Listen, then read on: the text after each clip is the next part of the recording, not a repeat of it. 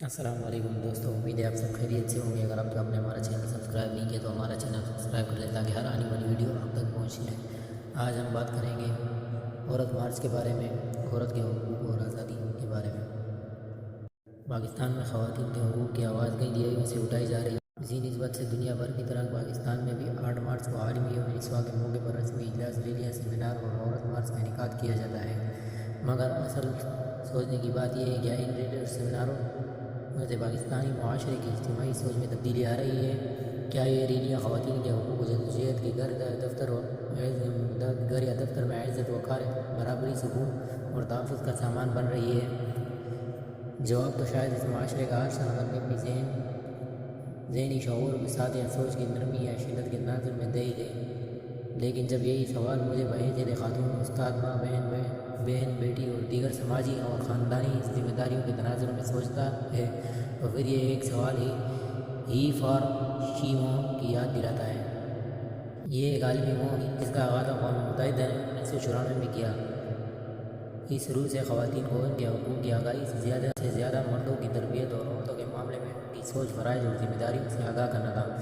یعنی خاتون سے زیادہ ان سے متعلق مرد، باپ، بھائی، شوہر، بیٹا اور معاشرے کے اہم رکن کے طور پر ان کی مجموعی سوچ کو بدلنا تھا۔ یہ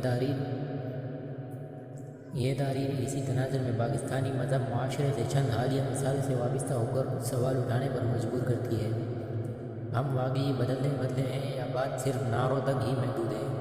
کیا ہمارے معاشرے کے مرد کی سوچ کوئی مثبت تبدیلی واقع ہوئی ہے یا وہ بھی رسمی طور پر سوشل میڈیا اور اس دن پر نیک خواہشات کا اظہار تک ہی محدود ہے؟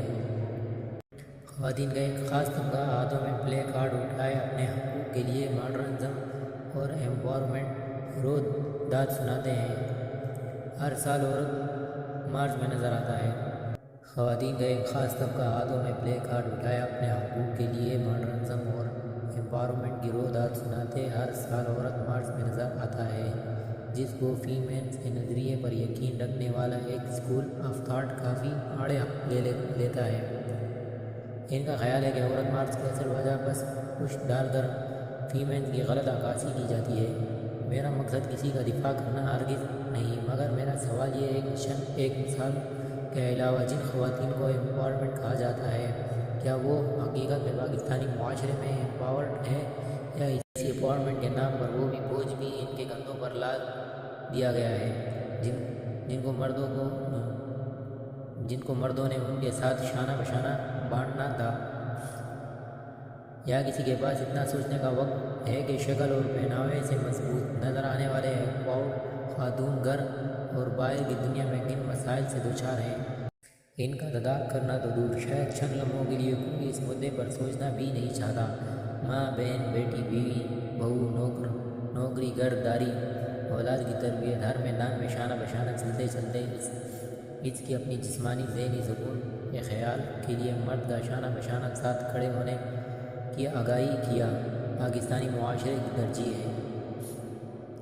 کیا یہ معاشرہ آج بھی ایک خاتون کو سڑک پر آزادی سے چلنے کی آزادی دیتا ہے؟